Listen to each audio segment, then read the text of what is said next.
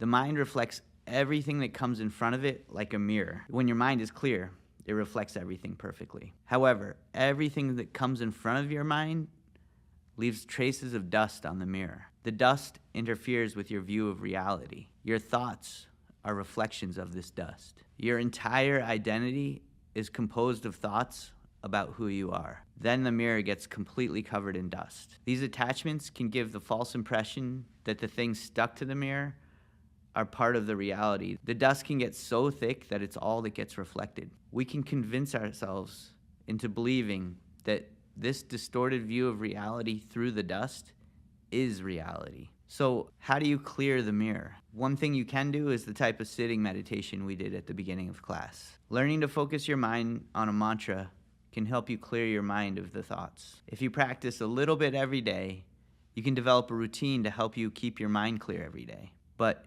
you can't just sit still all day and meditate. You have to live your life. In a Zen temple, they have all types of meditative routines and rituals that are built into the schedule to help you keep your mind clear. Usually this includes bowing and chanting, as well as a number of meditation sessions throughout the day.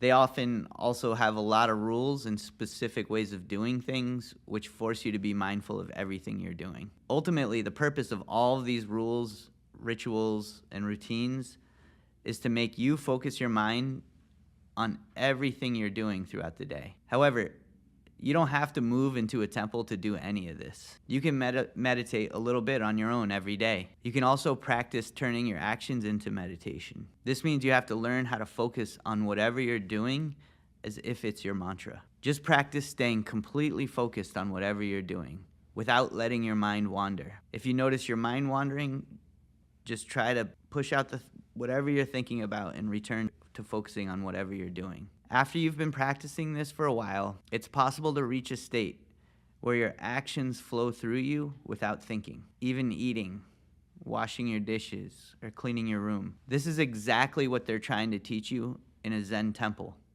in a very formal way. But as I said, you don't need to move into a temple to do this. You just need to learn how to focus your mind on whatever you're doing wherever you are. If you can do this, it's better than living in a temple. If you can learn to focus 100% on each moment, no matter where you are and no matter what you're doing, that will turn everything you do into a meditation. Doing that is more important than anything else I can ever tell you. If you constantly clear off the mirror of your mind, then it will always reflect the truth. Concentrated focus on every moment means no dust can cling to the mirror. A 100% clear mirror can accurately reflect everything in front of it, infinitely, in all directions. This expansive awareness is what we call enlightenment. To get to this point, just keep practicing sitting and moving meditation.